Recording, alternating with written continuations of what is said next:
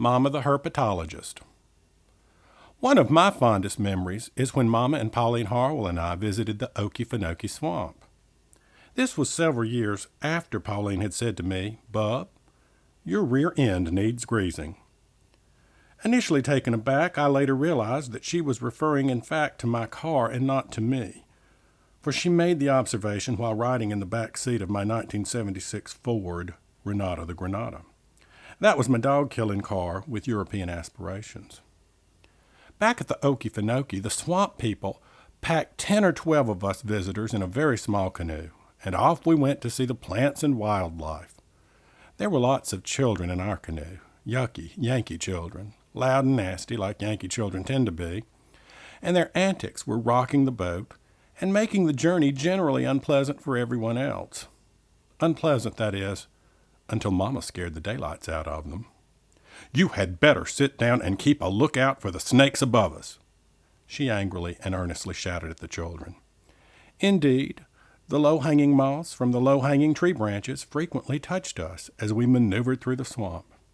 "Snakes drop from trees into boats all the time," Mama added with such authority that not even the swamp person paddler could doubt her.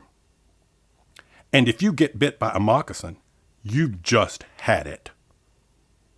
By this point, not only the Yankee children, but also their Yankee suburban-dwelling parents were becoming alarmed at the potential dangers posed by our journey, one danger of which was Mama herself. Even so, one little Yankee young'un kept moving a bit and dragging his hand through the water as we glided along. Mama looked him straight in the eye and said in a matter-of-fact tone, "Alligators bite off people's hands all the time." This pronouncement, from a woman whose knowledge of reptiles clearly equaled or exceeded that of Marlin Perkins, frightened the child to death and effectuated Mama's purpose.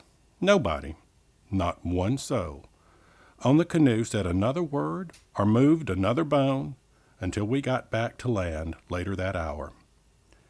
Now you will recall that back in those years, the so-called experts opined that alligators do not in fact eat human beings.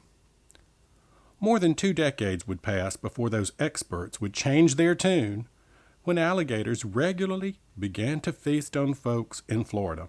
Yes, Mama's pronouncements in the Okefenokee Swamp ultimately were proven true, rocking the foundations of the scientific world. Not content with proving her mastery of alligator life, after the canoe ride, Mama forced Pauline and me to go to the Okefenokee Snake Show, where an old, slow-talking Southern man picked up rattlesnakes and threw them at us. Now that's a fun time. Now and then the old man would pick up an angry, hissing rattlesnake and then look at the audience and say, "Oh, this little feller don't want to bite nobody." As he played with the snakes and threw them at us, he would ask the audience questions. Mama answered every question correctly. How did she know so much? Well, back in Quitman, while Daddy had been in the den watching his ball games on TV, Mama had been in the living room watching snake shows. If you've got a snake question, you can just call Mama. P.S.